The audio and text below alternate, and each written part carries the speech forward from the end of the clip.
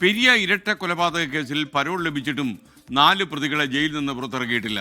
പ്രതികളുടെ പരോൾ തടഞ്ഞു.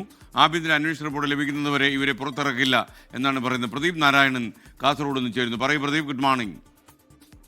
Good morning. എന്തായാലും പെരിയ ഇരട്ടക്കൊലക്കേസിൽ കൂട്ടപ്പരോൾ വിവാദമായിരുന്നു.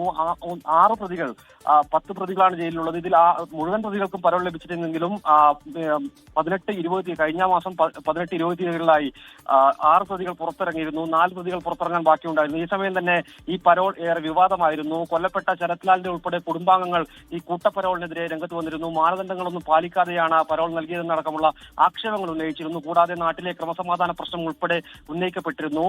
മാർച്ച് 13 ഹൈക്കോടതി ഉത്തരവ് ഉണ്ട്. അതായത് നാട്ടിലേക്ക് പ്രവേശിക്കാം, ലോക്കൽ പോലീസ് സ്റ്റേഷൻ പരിധിയിലേക്ക് പ്രവേശിക്കാം എന്നൊരു ഉത്തരവുണ്ട്. ഇതിന്റെ മറയാക്കിയാണ് കൂട്ടപ്പരോൾ ലഭിക്കുകയും അവർ പ്രതികളൊക്കെ തന്നെ നാട്ടിലേക്ക് വരുന്ന സാഹചര്യം ഉണ്ടായത്.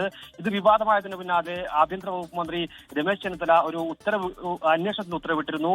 ആഭ്യന്തര വകുപ്പ് അഡീഷണൽ ചീഫ് സെക്രട്ടറി അന്വേഷണം നടത്തുന്ന ഘട്ടത്തിലാണ് ഇപ്പോൾ 4 പ്രതികൾക്ക് ഇനിയും പരോൾ ലഭിച്ച 4 പ്രതികൾക്ക് ഇനിയും പുറത്തിറങ്ങാൻ ആയിട്ടില്ല എന്ന വിവരം കൂടി ലഭിക്കുന്നു. എന്തായാലും ആ അന്വേഷണ റിപ്പോർട്ട് സമർപ്പിക്കുന്ന മുറക്ക് മാത്രമേ ഇവരുടെ പരോൾ കാര്യത്തിൽ തീരുമാനമാകുകയുള്ളൂ. SK. Okay, thank you.